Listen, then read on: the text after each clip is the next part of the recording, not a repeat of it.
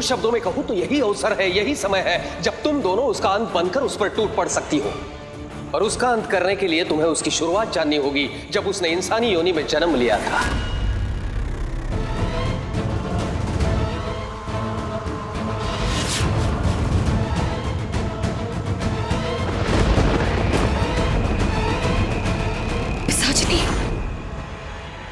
वो जन्म से ही शैतान थी। जब उसने आंखें खोली तो उसमें मौत का लाल रंग था, खतरे का वो लाल रंग। उसकी लाल लाल आंखें, वो बड़ी तो हो रही थी इंसान के रूप में, और उसकी हरकतें शैतानी थी। लोगों पे अत्याचार करना और तो और अपने परिवार के लिए भी खतरा थी।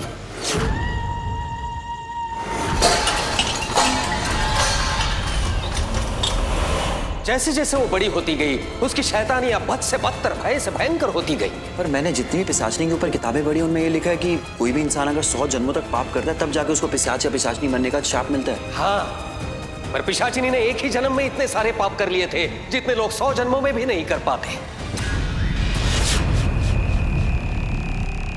इसलिए लोगों ने फैसला कर दिया कि पिशाचिनी को मारना होगा, और उसे इंसानी रूप में ही मार दिया गया।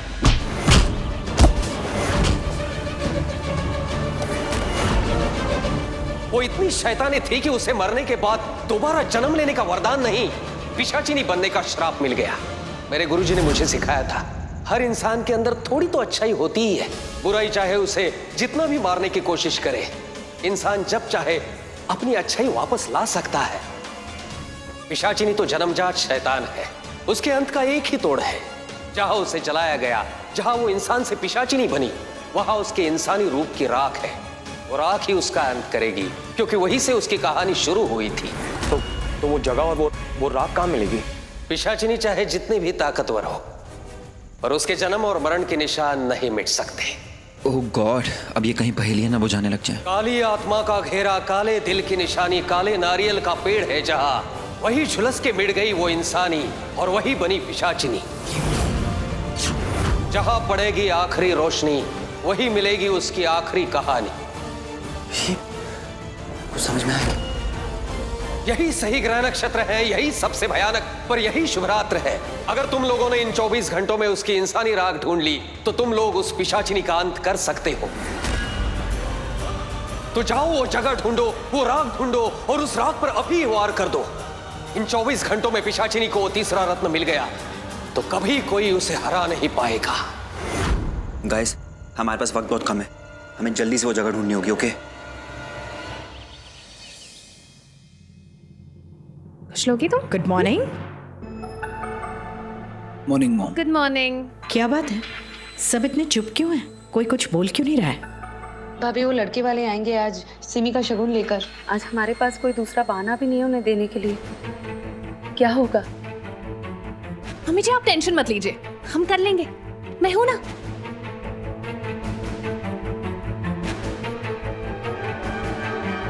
Good morning.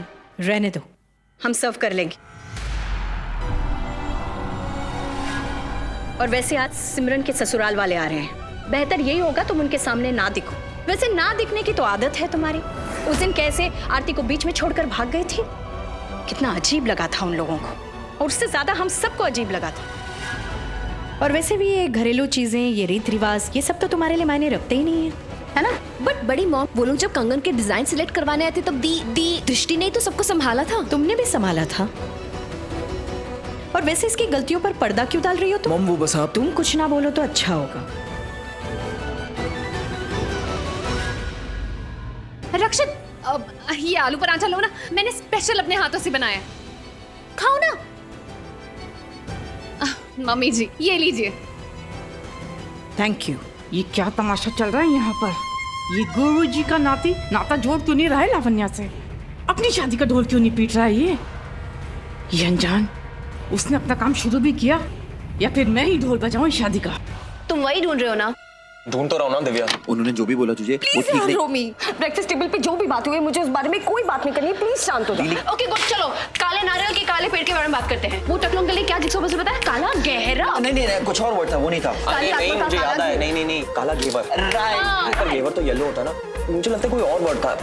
क्या वर्ड था? Guys please stop it. क्या बोल रहे हो तुम लोग? मुझे याद है अंकल ने क्या कहा था। उन्होंने कहा था, अरे मुझे याद है, काला घाघरा।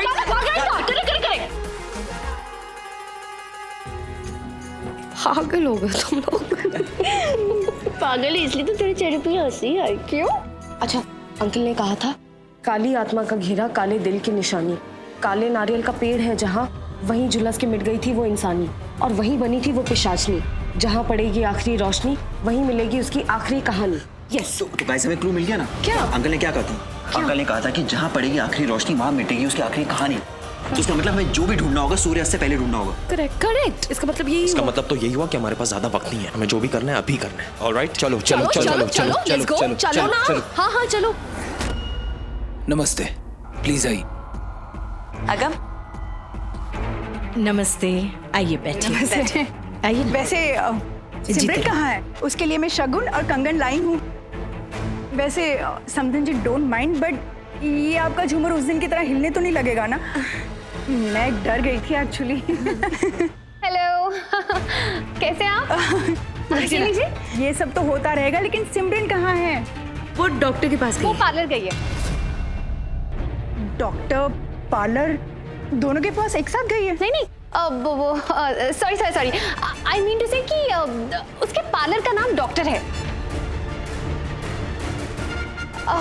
वो देखिए, मैरिज की डेट एकदम क्लोज आ रही है ना, तो क्या है कि हर लड़की की तरह वो भी प्रिटी दिखना चाहती है, तो मेंटली फिजिकली अपने आप को प्रिपेयर कर रही है वो शादी के लिए। ओह, दैट वे। चलिए, जब तक वो आती है मैं ये सब यहाँ रख देती हूँ। शगुन का नारियल गिर गया।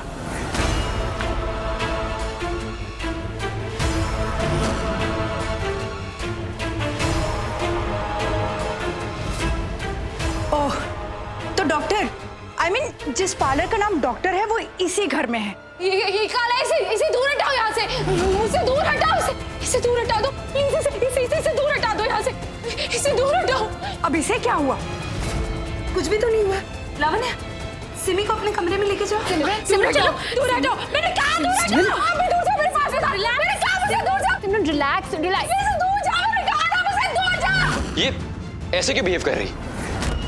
बात दरअसल ये है कि प्लीज रहने दीजिए, आप कुछ नहीं सुनना है हमें।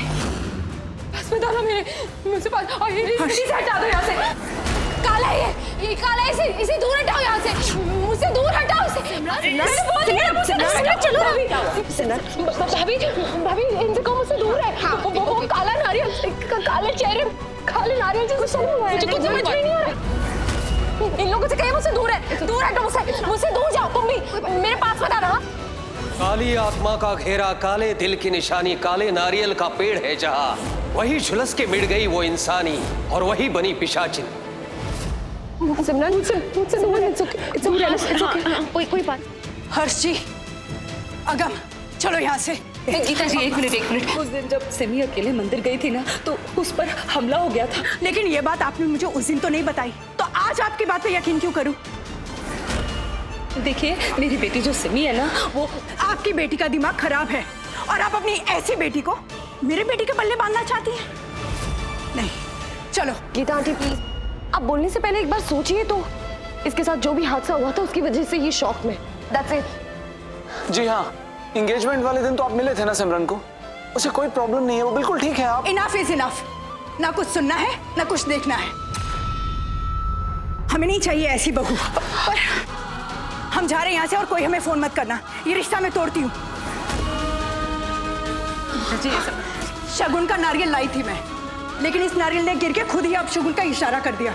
ये नारियल आप ही रखिए। गीता जी चलो यहाँ से। गीता जी हम सुनो तो।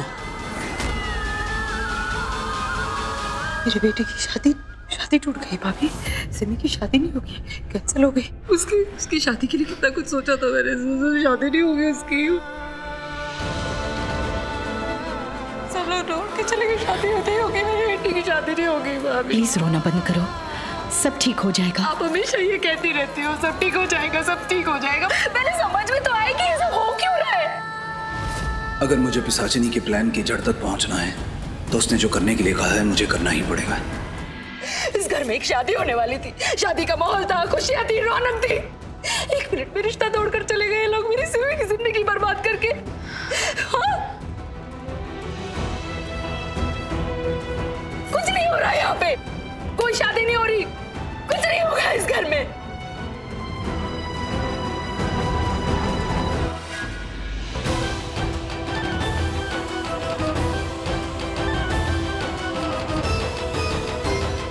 चाची आप स्ट्रेस मत लीजिए, और सिमरन मेरी भी बहन है, उसे कुछ नहीं होगा।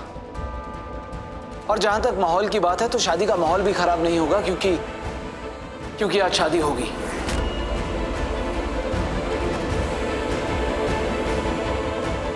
आज मैं शादी करूंगा।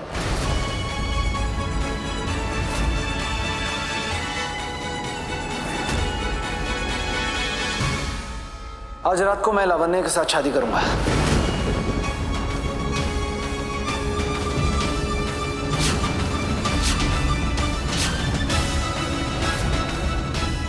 चलो दी, सिमरन को अंदर लेके चलते हैं। चलो कोई बात, चलो।